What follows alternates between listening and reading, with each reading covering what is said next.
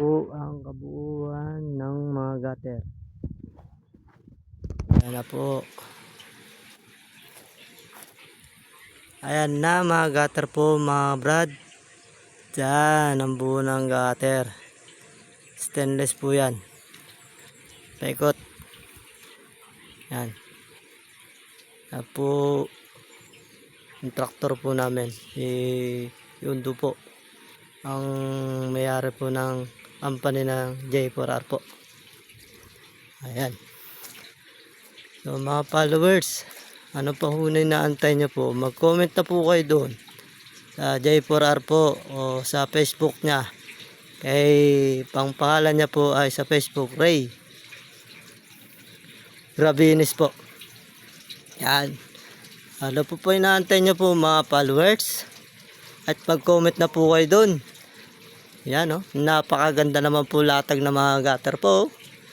Ayan o, mga followers, solid po na mga followers ko. Panoodin nyo po lagi ang ginagawa namin. Handa lagi po kayo sumuporta sa mga video po, mga vlog. Ayan. Ayan, ano po hinaantay nyo mga followers?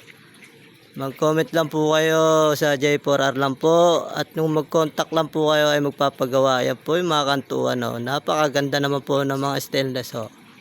Pagkakabit ho. Oh, ayan no. Oh. Ayan. Napakaganda. Di ba ho?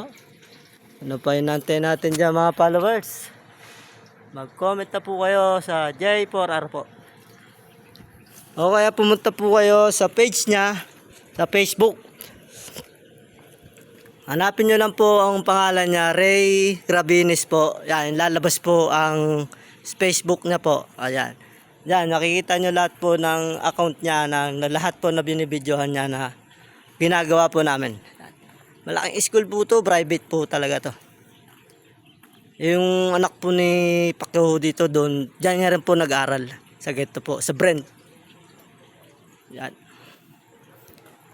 So ano po inaantay natin mga followers? Let's go na.